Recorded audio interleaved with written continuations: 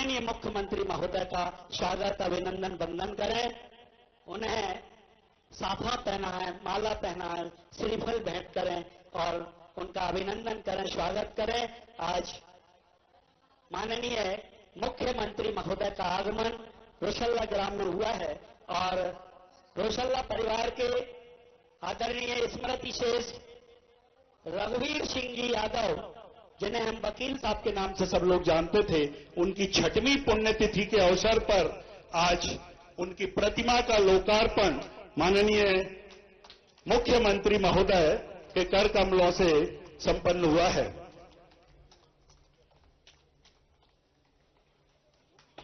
रोशल्ला परिवार के तीनों भाई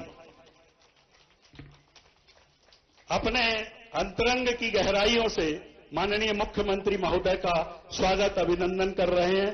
बहुत बहुत स्वागत।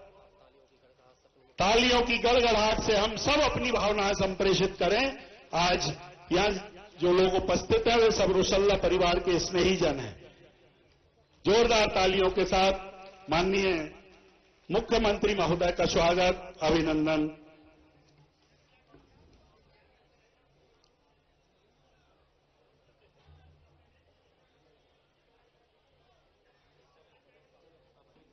साफा बांधकर जो हमारे बुंदेलखंड की परंपरा है उसके तहत माननीय मुख्यमंत्री महोदय को साफा बांधकर रोशल्ला परिवार द्वारा स्वागत अभिनंदन किया जा रहा है।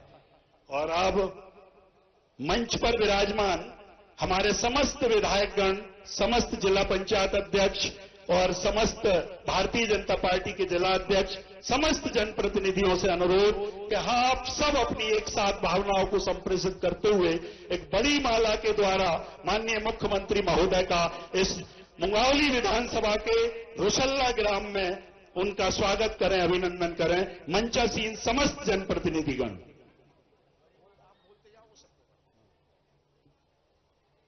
और रोशल्ला परिवार के आदरणीय महेंद्र सिंह जी साहब, केपी सिंह डॉक्टर साहब और अजय पाल सिंह जी से अनुरोध कि मंचासीन समस्त अतिथियों का आप स्वागत अभिनंदन करें अपने परिवार की ओर से।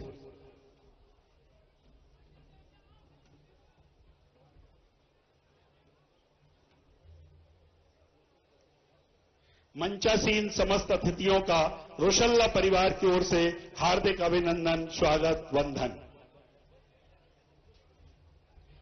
आज हमारे बीच मंच पर महामंडलेश्वर राम गोपाल दास जी महाराज मल्हारगढ़ वाले और हनुमानगढ़ी अयोध्या से संत श्री 1008 कल्याण दास जी महाराज उपस्थित हैं। समस्त जनप्रतिनिधि इसमें सहयोगी होंगे। सभी विधायक, जिला पंचायत अध्यक्ष, जिला अध्यक्ष और मंच पर जितने जनप्रतिनिधि उपस्थित हैं, नगर पालिका, नगर परिषद के अध्यक्ष, सभी की भावनाएं एक साथ इस बड़ी माला में संप्रेषित।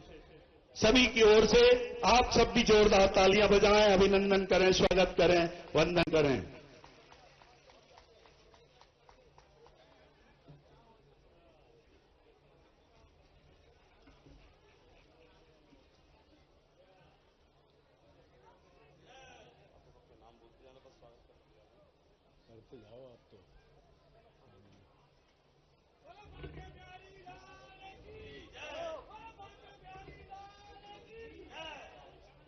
सभी मंचासीन अतिथियों द्वारा माननीय मुख्यमंत्री महोदय का एक बहुत विशाल माला के द्वारा स्वागत किया। सबने एक साथ अपनी भावना संप्रेषित की और मंचासीन अतिथियों का स्वागत रोशल्ला परिवार के तीनों भाई आदरणीय महेंद्र सिंह जी, केपी सिंह जी और अजय पाल सिंह जी सभी अतिथियों का स्वागत कर रहे हैं, अभिनंदन कर रहे हैं। हमारे बीच सिरोंज विधायक माननीय उमाकांत जी शर्मा उपस्थित हैं। मुंगावली विधायक माननीय ब्रजेंद्र सिंह जी उपस्थित हैं। चंदेरी विधायक माननीय जगन्नाथ सिंह जी रघुवंशी उपस्थित हैं। पिछोर विधायक माननीय प्रीतम जी लोधी उपस्थित हैं। हमारे बीच महंत मल्हारगढ़ और महंत अयोध्या उपस्थित हैं। हमारे बीच जिला पंचायत अशोकनगर के अध्यक्ष माननीय राव अजय प्रताप सिंह जी उपस्थित हैं।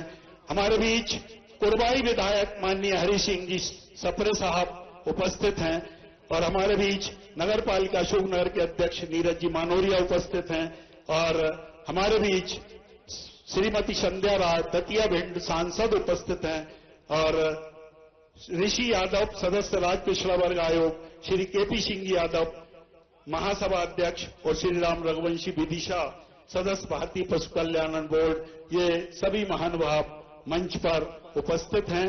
सभी का रोशल्ला परिवार की ओर से बहुत बहुत स्वागत, बहुत बहुत अभिनंदन।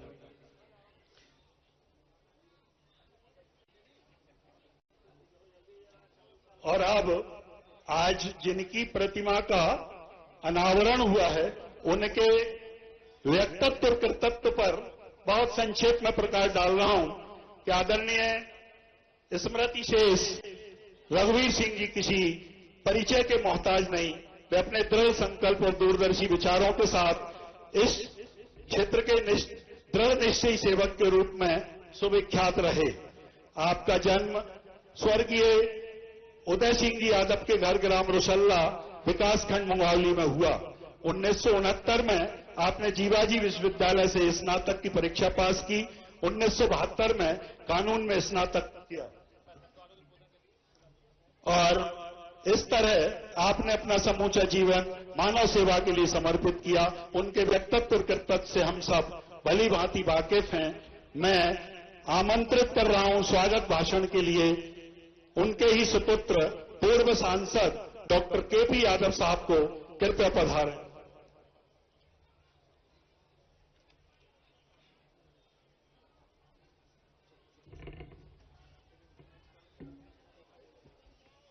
बोलिए भगवान श्री कृष्ण की, जानकी मैया की।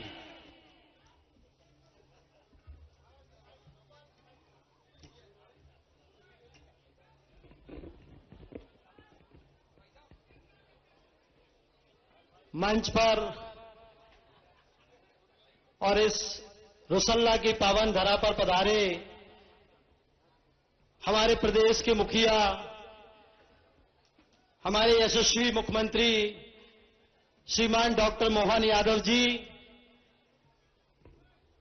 मंच पर उपस्थित सम्माननीय क्षेत्रीय विधायक सम्माननीय ब्रजेंद्र सिंह यादव जी, मंच पर उपस्थित सम्माननीय विधायक सिरोंज श्री उमाकांत शर्मा जी, मंच पर उपस्थित अशोकनगर के जिला अध्यक्ष भाई साहब आलोक तिवारी जी, मंच पर उपस्थित सम्माननीय चंदेरी विधायक श्री जगन्नाथ रघुवंशी जी, मंच पर उपस्थित पिछोर विधायक श्रीमान प्रीतम लोधी जी, मंच पर उपस्थित श्रीमान अजय प्रताप यादव जी, जिला पंचायत अध्यक्ष अशोकनगर, मंच पर उपस्थित कुरवाई विधायक श्री हरी सप्रे चाचा जी, मंच पर उपस्थित मेरे भाई अशोकनगर के नगर पालिका अध्यक्ष सम्माननीय नीरज मनोरिया जी, मंच पर उपस्थित हमारे पूज्य संत जो अयोध्या हनुमानगढ़ी से पधारे हैं, संत श्री के चरणों में प्रणाम। मंच पर उपस्थित हमारे मल्हारगढ़ से पधारे महाराज जी के चरणों में प्रणाम। मंच पर उपस्थित जिला पंचायत का जोरदार तालियों से स्वागत करें। हमारे पूर्व सांसद सम्माननीय डॉक्टर केपी यादव जी मंच पर विराजमान, हमारे अयोध्या से पधारे हुए संत, हमारे मल्हारगढ़ से पधारे हुए संत, दोनों के चरणों में नमन करता हूं। हमारे मेरे साथी विधायक सम्माननीय जगन्नाथ सिंह रघुवंशी जी, सम्माननीय प्रीतम लोधी जी, सम्माननीय उमाकांत शर्मा जी, सम्माननीय हरी सप्रे जी, हमारे जिला पंचायत के अध्यक्ष सम्माननीय अजय प्रताप यादव जी, भारतीय जनता पार्टी के जिला अध्यक्ष सम्माननीय आलोक तिवारी जी, हमारे सम्माननीय जिला पंचायत अध्यक्ष, सम्माननीय हमारे नगर पालिका अध्यक्ष नीरज मनोरिया जी, सम्माननीय मंच मेरे समक्ष बैठे हुए आसपास से पधारे सभी सम्माननीय मेरे नागरिक बंधुओं, सम्माननीय मेरी माता बहनों, सभी को मैं प्रणाम करता हूं। आज ये हमारा सौभाग्य का विषय है कि आज हमारे गांव में हमारे माननीय मुख्यमंत्री जी का आगमन हुआ है। आज आप देख रहे होंगे मध्य प्रदेश के अंदर हमारे भारतीय जनता पार्टी की सरकार के द्वारा हमारे माननीय मुख्यमंत्री जी के नेतृत्व में नई नई योजनाएं प्रदेश के लिए जनहितैषी और एक सबसे अच्छी बात जो माननीय मुख्यमंत्री जी जिस बात पर ध्यान दे रहे हैं और सबसे ज्यादा मांग अगर हमारे किसानों की है वो है गौ माता को लेकर।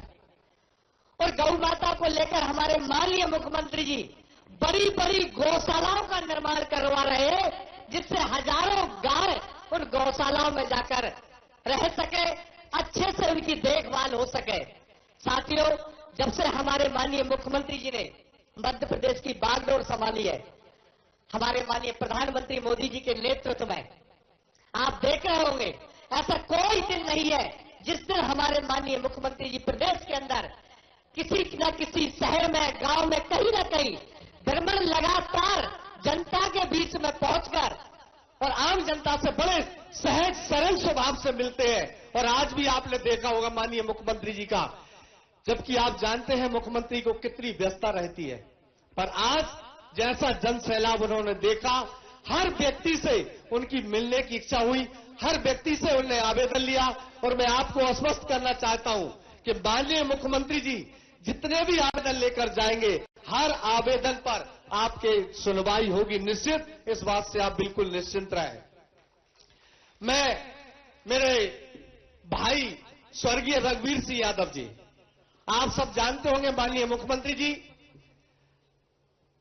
केपी यादव और मैं दोनों चाचा भतीजे हैं, और केपी के पिताजी और मेरे पिताजी सगे मामा भांजे थे, और दोनों मामा भांजों की ऐसी जोड़ी थी कि अशोकनगर जिले के अंदर एक लोग कहावत कहते थे कि मामा भांजे 2 जने और क्या करेंगे 100 जने। दोनों की ऐसी जोड़ी थी कि रिश्ता तो था लेकिन दोनों की दोस्ती थी, दोनों दोस्त थे, एक बगैर दूसरे के कहीं जाते थे नहीं, कदम नहीं रखते थे, एक थाली में दोनों खाना खाते थे, इतना दोनों में प्रेम भाव था, दोनों मामा और भांजे में। आज वो हमारे बीच नहीं है, क्योंकि दोनों नहीं है, मेरे पिताजी भी नहीं है और केपी जी के पिताजी भी नहीं है। आज मैं उनको स्मरण करता हूं और मैं उनको नमन करता हूं। आज केपी यादव ने बड़ी सोच समझ से और बहुत अच्छा एक कार्य किया कि अपने पिता की जो प्रतिमा का अनावरण करवाया। माननीय मुख्यमंत्री जी, हम आभारी हैं आपके, आपका आगमन हुआ, क्योंकि समय का अभाव है और भी वक्ताओं को बोलना है। बोलिए भारत माता की, भारत माता की, भगवान कृष्ण की, भगवान राम की, जानकी मैया की। बहुत बहुत धन्यवाद। बहुत बहुत धन्यवाद माननीय विधायक जी। और हम सब जिन्हें सुनने के लिए आतुर हैं, उन्हें पूरे सम्मान के साथ, पूरे आदर भाव के साथ और आप सबकी जोरदार तालियों की गड़गड़ाहट के साथ आमंत्रित करता हूं हमारे प्रदेश के यशस्वी मुख्यमंत्री परम सम्मानीय डॉक्टर मोहन जी यादव, कृपया पधारें और अशोकनगर जिले के इस विशाल जन समुदाय को संबोधित करें। आदरणीय मुख्यमंत्री महोदय।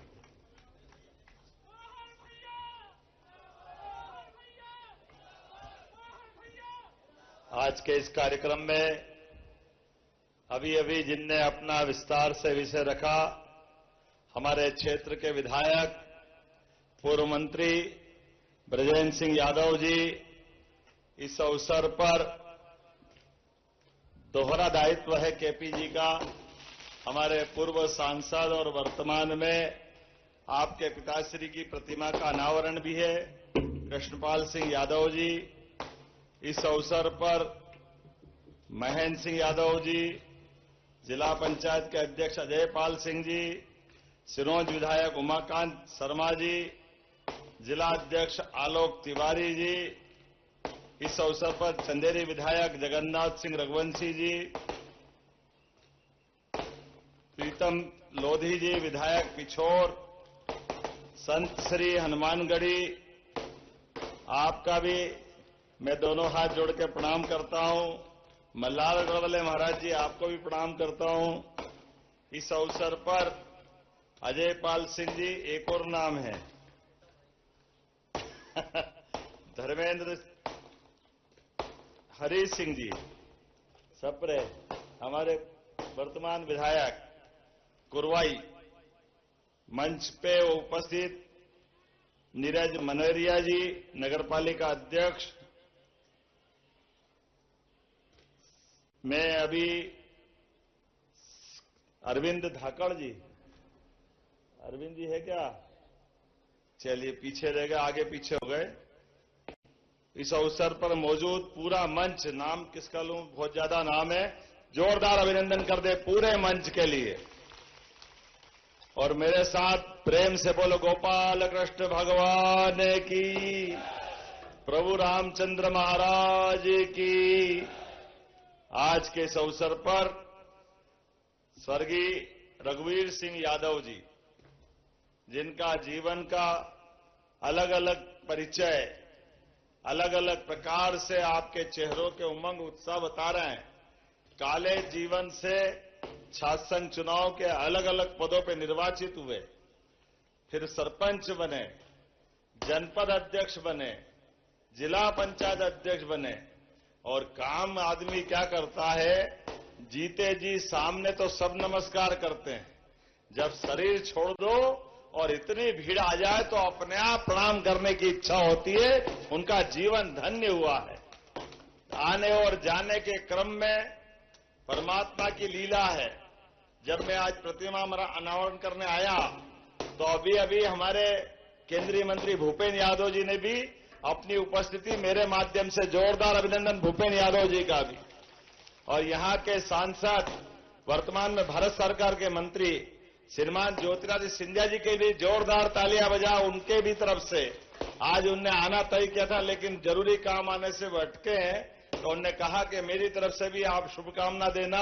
बाबूजी को नमन करते हुए आज का ये रसुल्ला गांव का ये जो आयोजन है, मैं उसमें अप्रत्यक्ष रूप से ही सही, लेकिन पूरे आयोजन में मैं आपके माध्यम से प्रतिमा अनावरण के इस कार्यक्रम में हमारे लिए जनसेवा सहजता के प्रतीक मृदुभाषी स्वर्गीय रघुवीर सिंह जी, जिनकी पुण्यतिथि 6वीं है, जो वास्तव में जिनकी पहचान एक राजनेता की नहीं है, एक सामाजिक एकता, सबको लेके चलने की भावना, सनातन संस्कृति को स्मरण करने की भावना, और उससे बड़ी लोक कल्याण, जन कल्याण के लिए जगह जगह जो तालाब बनाए, ऊपर हेलीकॉप्टर से देख के आनंदित हो रहा था। जोरदार अभिनंदन करें एक ऐसे व्यक्तित्व के लिए, सच्चे अर्थों में गरीबों की सेवा करने के लिए, हर प्यासे खेत को पानी देने के लिए, और परमात्मा के आशीर्वाद से जल की रचना बनती है, ऐसे में जल को सहेजने के लिए। और भगवान की तो क्या कृपा है। ये गढ़ी, उसके पहले कौन सा दूर गांव से आए थे, दमदमा, अब रसुल्ला, हम तो रसगुल्ला ही बोलेंगे यार। जोरदार ताली वाली बजाओ भाई। जहां सब कुछ आनंद ही आनंद है, वहां कहां छकल्ला पड़े यार, बताओ आप। इतना बढ़िया अपना गांव, और गांव के अंदर से इतने बड़े व्यक्तित्व का निकलना, मैं यहां मान के चलता हूं उनकी प्रतिमा आने वाली पीढ़ियों के लिए भी स्मरण दिलाएगी और अच्छे काम करने की सदैव प्रेरणा रहेगी। दोनों हाथ जोड़ के उनको भी प्रणाम करता हूं, उनके माध्यम से आपको नमन करता हूं। जल के बारे में बात निकली तो गोपाल कृष्ण के जमाने से जल पे सबका अधिकार है। जल कोई अपना खुद का नहीं बना सकता। जमुना जी का कृष्ण कन्हैया कालिया नाग के मर्दन के माध्यम से जिनने दिखाया और समाज को सिखाया, होगा जहरीला नाग कितना भी, होगा पूरा परिवार के साथ उसका कब्जा। अरे बाल गोपाल ने जाकर गेंद के बहाने उसका घमंड तोड़ने का काम 5000 साल पहले करके दिखाया। और उनका बैलेंस भी देखो, आज भी हमको सीखने की आवश्यकता पड़ेगी। हमने कई सारे बड़े बड़े ऐसे घटनाक्रम देखे हैं, लेकिन भगवान कृष्ण ने जो कमाल किया है, वो कमाल तो हमको आज भी आनंद में डालता है। आप उनके चित्र को देखो, कल्पना करो, भगवान कालिया नाग के फन पे, अब बताओ इतने बड़े कालिया नाग के फन पे भगवान की उम्र तो छोटी सी थी, बाल रूपी था, अब बताओ, कभी सोचो कि वो बाल रूप से उसके सिर पे नाच रहे हैं, वो नाच भी रहे, मुस्कुरा भी रहे हैं। क्या आनंद का दृश्य है। अपने जीवन में भी कोई कितनी भी कठिनाई आए, उस कठिनाई को ऐसे ही नियंत्रण में रखना चाहिए। ये दृश्य हमको दिखाई देता है गोपाल कृष्ण के माध्यम से। जीवन के ऐसे सभी कठिन से कठिन काम को करने के लिए मनोयोग से आनंद के साथ हमारा जीवन सदैव भगवान कृष्ण के उस दर्शन को सामने रखता है, जिनके कई कई हमारे सारे भागवताचार्य, सारे संत महंत महामंडलेश्वर शंकराचार्य रात दिन गोपाल कृष्ण की, भगवान राम की वो सारी लीलाएं सुनाते हैं। मनुष्य रूप धारण करके भगवान राम और भगवान कृष्ण इस धाम में आए, लेकिन उनकी लीलाओं के लिए तो हम अपने अपने अलग अलग गांव गांव, मोहल्ले मोहल्ले, लाखों साल हो गए भगवान राम को, और 5000 साल से ज्यादा भगवान कृष्ण के हो गए। लेकिन आज भी देश की पहचान, दुनिया के किसी भी क्षेत्र में चले जाओ और वहां के लोग पूछे कि आप कहां से आए हो, आप अपने देश का नाम मत बताओ, केवल कह दो कि मैं भगवान रामकृष्ण की धरती से आया हूं, वो अपने आप कह देंगे हिंदुस्तान से आए। ये पहचान हमारी बनाई हुई, ये पहचान उनके माध्यम से बनी है, जिनके जीवन में बड़ी से बड़ी चुनौती दोनों के जीवन में, लेकिन सारी चुनौतियों को पार करते हुए भगवान ने सदैव सद्मार्ग पे चलने की प्रेरणा दी। अपने आप पे सारे कष्ट ले लिए, लेकिन लोगों के सुख आनंद के लिए पूरा जीवन जिया। जब उनने इतनी प्रकार की सारी जीवन की लीलाओं से हमको हमारा दर्शन सामने दिया, तो ये उनके अपने मानने वाले पूरे देशवासी ऐसे ही तो दृश्य बताते हैं। यशस्वी प्रधानमंत्री के लिए जोरदार अभिनंदन करो श्रीमान नरेंद्र मोदी जी के लिए। कहां 1947 से लगा करके सुप्रीम कोर्ट ने तो फैसला 3 तलाक का भी दिया था, लेकिन 3 तलाक का फैसला मुस्लिम बहनों के पक्ष में दिया, सुप्रीम कोर्ट ने निर्णय कर दिया। लेकिन कोई कांग्रेस वाला हो तो बुरा मत मानना भाई, लेकिन उस अच्छे फैसले को भी तत्कालीन कांग्रेस के प्रधानमंत्री ने पलट के रख दिया वोट बैंक के चक्कर में। अब बताओ, अपने घर से कोई बहन बेटी का ब्याह हो जाए, शादी हो जाए, वो किसी घर जाएगी और जाने के बाद 1 बच्चा 2 बच्चा हो जाए और कह दो कि बस तलाक तलाक तलाक और दूसरी शादी करो। अरे उस बच्ची पे क्या बीतेगी, उसका जीवन तो जीते जी नरक हो जाएगा, उसकी कौन परवाह करेगा।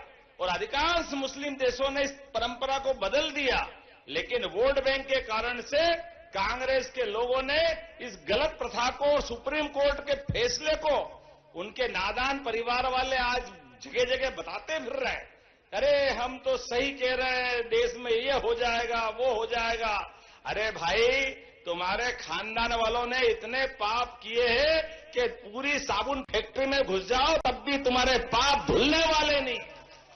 कितने पाप किए तुम लोगों ने, बताओ। सुप्रीम कोर्ट का इतना अच्छा फैसला इनके पापा नहीं बदला है और कह दिया कि नहीं, 3 तलाक का मुद्दा है, धर्म का मुद्दा है, इसलिए बहन बेटियों को वो नरक भले हो जाए, 3 तलाक जारी रहेगा। अरे ये समय भी आता है, जब दिन है तो रात और रात है तो दिन। रात की अंधेरी घुप कितनी अमावस की रात हो, सुबह के सूर्य नारायण जब चमकते हैं तो पता ही नहीं चलता कि रात का घुप अंधेरा कहां गया। नरेंद्र मोदी जी का समय आया, फैसला बदल करके लागू कर दिया। जोरदार अभिनंदन करें मोदी जी के लिए। और केवल वहां नहीं, इनका तो नाम ही रघुवीर सिंह जी है। क्या नाम है, भगवान राम के काल की याद दिलाते हैं रघुवीर सिंह जी। उनके लिए, हमारे लिए आज का दौर और आनंद का है। 6 साल हो गए, लेकिन उनके नाम के आधार पर आज अयोध्या से महाराज जी पधारे हैं। वही सरयू मैया और वही अयोध्या, भगवान राम अगर मुस्कुरा रहा है तो जोरदार अभिनंदन करके बोलो जय जय श्री राम।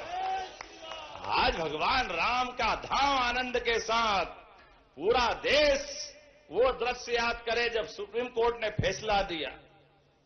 इतना बड़ा फैसला, लेकिन शासन करने वाले में दम होना चाहिए कि फैसला भी लागू हो और देश आनंद में डूबे। पूरे देश को दुनिया ने देखा। अगर भगवान राम के मामले में निर्णय आया तो कहीं कोई पत्ता भी नहीं खड़का, लेकिन कांग्रेस के शासन में केवल भगवान राम का जोर से नारा लगाओ तो दंगे हो जाते थे। ये कांग्रेस के कर्म थे, ये कांग्रेस वालों की हालत थी। भगवान राम के जन्मस्थान को लेकर के हमारा मजाक बनाते थे। राम मंदिर वहीं बनाएंगे, तारीख नहीं बताएंगे।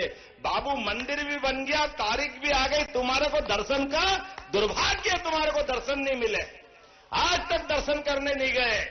कोई बात नहीं, अब कहते हैं भगवान राम को पूरे देश और दुनिया ने आनंद के साथ देख रहे हैं।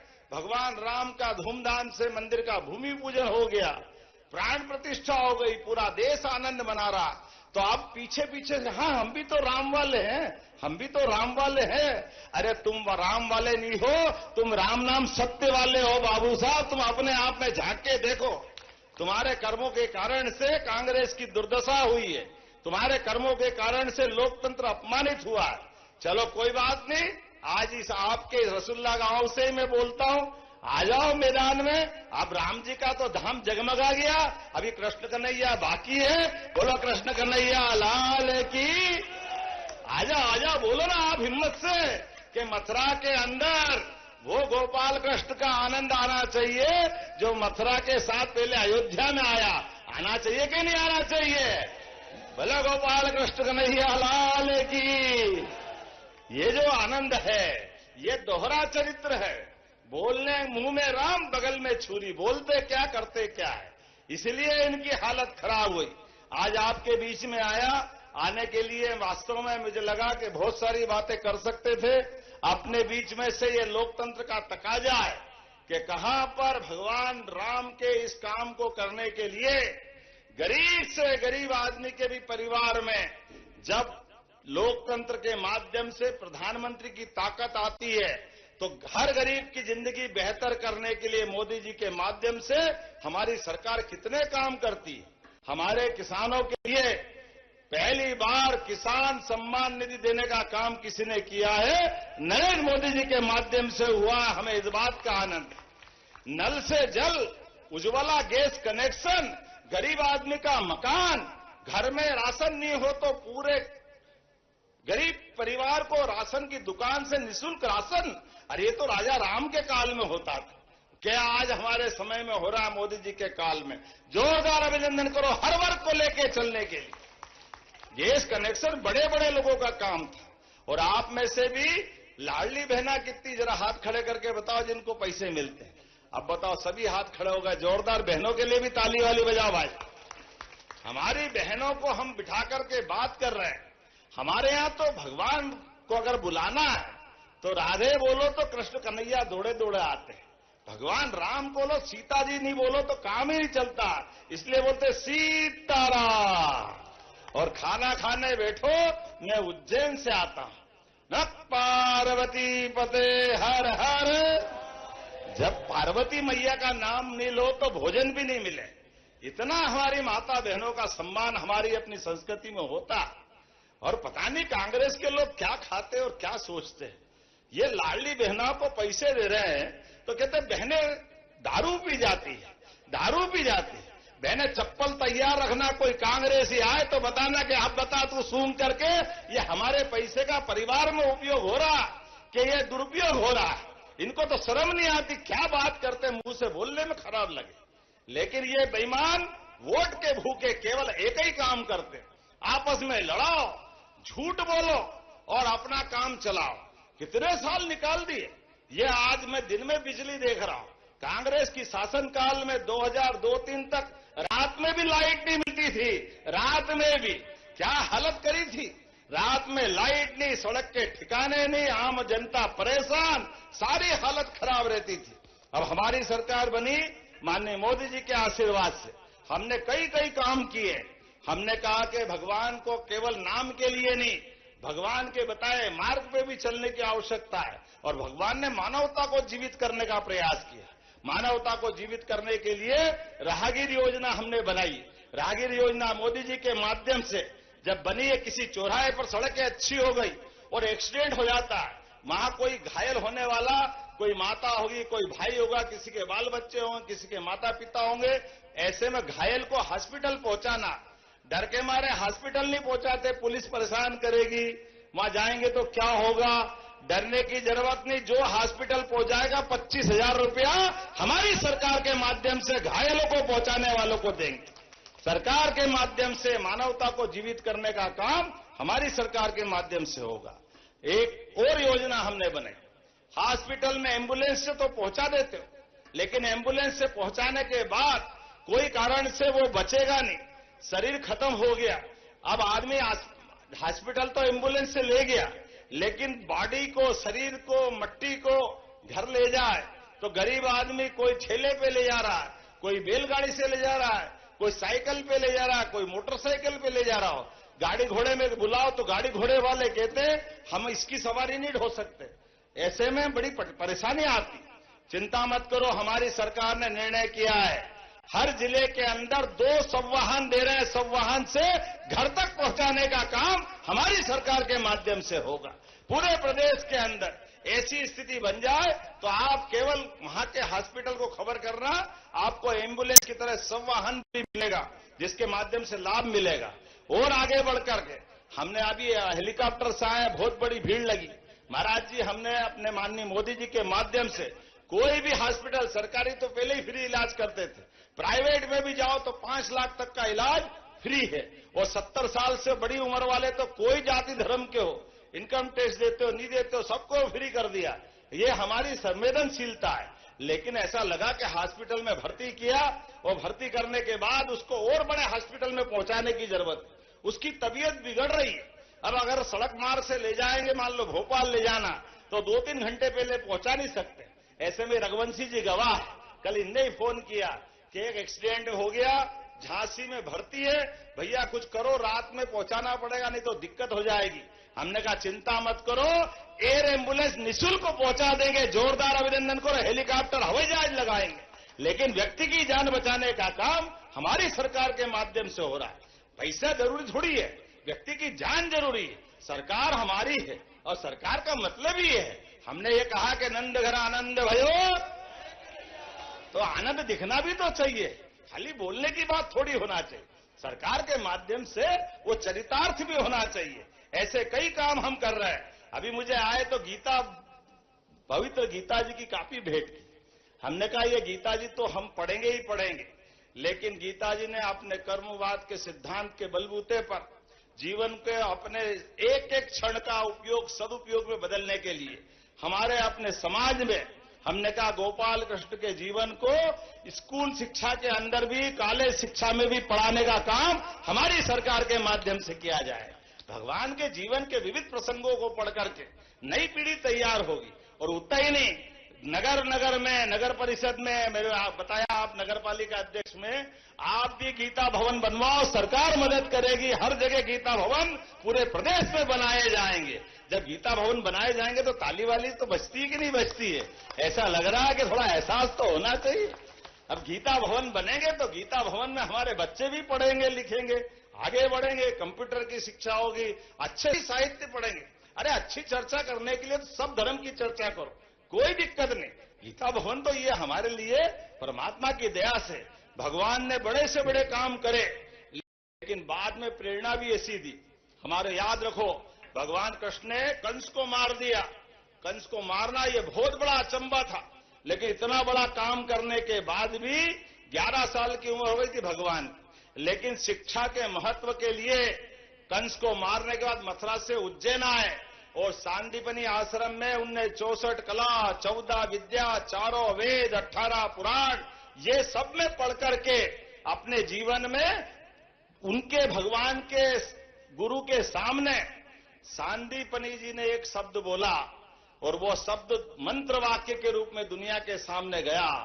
श्री कृष्ण वंदे जगत गुरु। बतावा, जगत गुरु अपने खुद के शिष्य को कोई गुरु बना दे, वो कोई हो सकता है तो गोपाल कृष्ण ही हो सकते हैं। वो आनंद हम सबको उस एहसास कराता है। शिक्षा का क्या महत्व है, इसलिए हम अपनी गीता भवन बना रहे हैं। हमने कहा कि गौमाता की बात भी होना चाहिए, तो सरकार के माध्यम से हम अपने भगवान राम के काल के आने वाला है दशहरा।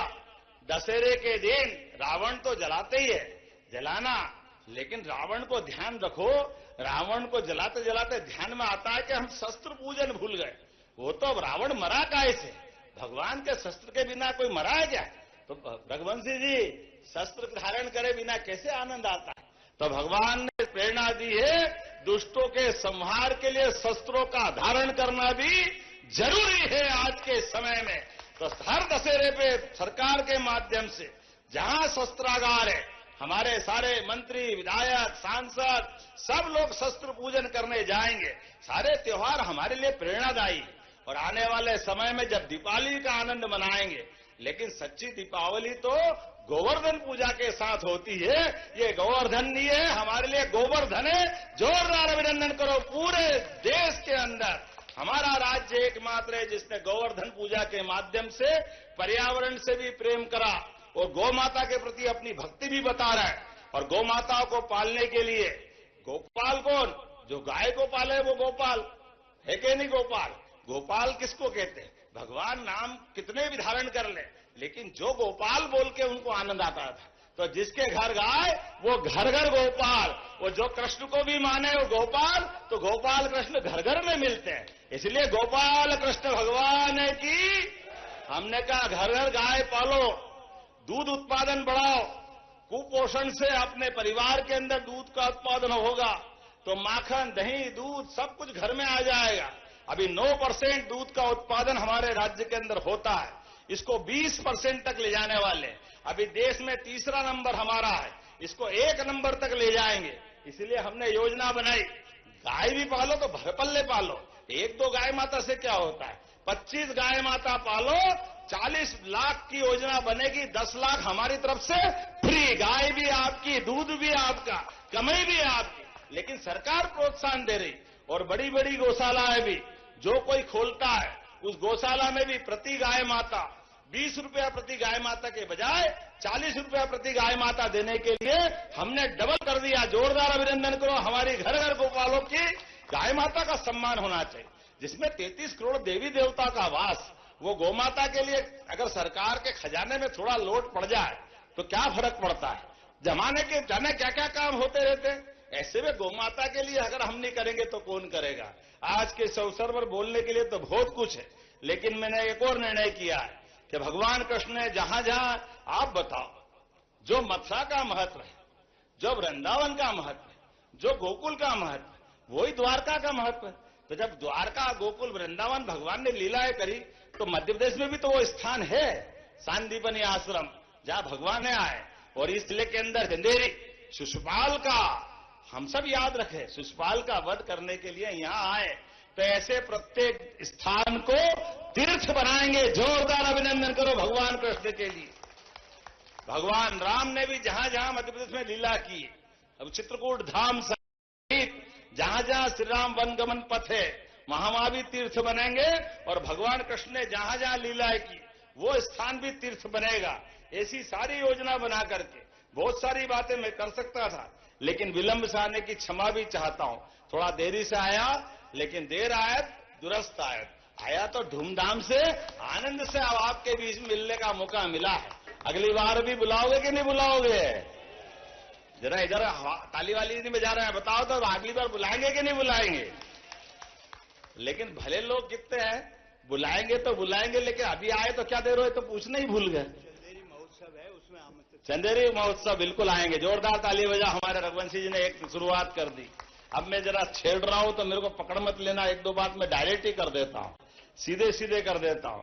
मुझे बताया गया कि यहां 12वीं तक स्कूल, हाई स्कूल को 12वीं तक कराना चाहिए। करना चाहिए क्या? 12वीं स्कूल होना चाहिए बे? जरा ताली वाली बजा के बताओ कि स्कूल का उन्नयन होना चाहिए कि हाई स्कूल को हायर सेकेंडरी? ब्रजेंद्र जी, होना चाहिए क्या? आपके तो मामा का घर है, आप तो कहोगे सही। जोरदार अभिनंदन करो हमारे चाचा भतीजों के लिए। आपने कहा मामा भांजे ऐसे बन के घूमते थे कि लोग याद करते, तो चाचा भतीजे भी ऐसे घूमना चाहिए। जोरदार ताली बजा इनके लिए भी। कल से ऐसे आनंद लेना चाहिए आप भी। अपने प्रेम को बांटो, जितना बांटोगे उतना मिलेगा। एक और बात मुझे बताई कि खेल का मैदान भी गांव में लघु खेल परिसर बनाना चाहिए। बनाना चाहिए क्या? तो बनाने की घोषणा करता हूं। जोरदार अभिनंदन करें इस बात के लिए। और बहुत सारी बात है। आपने कहा रसुल्ला और आसपास की पंचायतों में लिफ्ट इरिगेशन की योजना की बात आपने कही है। इसका कलेक्टर सर्वेक्षण करवा लेना। हमारी सरकार ने तय किया है कि ये 100 लाख हेक्टेयर तक हर खेत तक सिंचाई का पानी मिले, इसका प्रयास हमारा होने वाला है। निश्चित रूप से जहां जहां खेत खेत तक पानी मिलेगा। देखो भाई, हमारे तो भगवान की दया से यशस्वी प्रधानमंत्री के कार्यकाल को देखो। या तो सीमा पे जवान जान की बाजी लगा करके सीमा पे जवान अपने देश की रक्षा के लिए दुश्मन से छाती अड़ा करके जान की बाजी लगा करके आपकी रक्षा करता है। और ऐसे ही खेत का किसान, अन्नदाता किसान, मैं दोनों हाथ जोड़ के प्रणाम करता हूं किसानों के लिए भी। हमारी सरकार का सबसे बड़ा हक अगर किसी का है तो किसानों का है, किसानों की बेहतरी का है।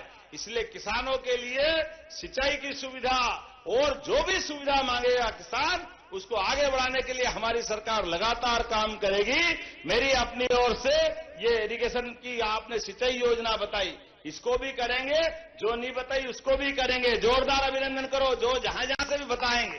पूरे प्रदेश के अंदर हमारी सरकार के पास पैसे की कोई कमी नहीं है। जब अच्छा काम करो तो भगवान भी साथ देता है। परमात्मा की दया से ऐसे सारे काम हम लगातार करते जाएंगे।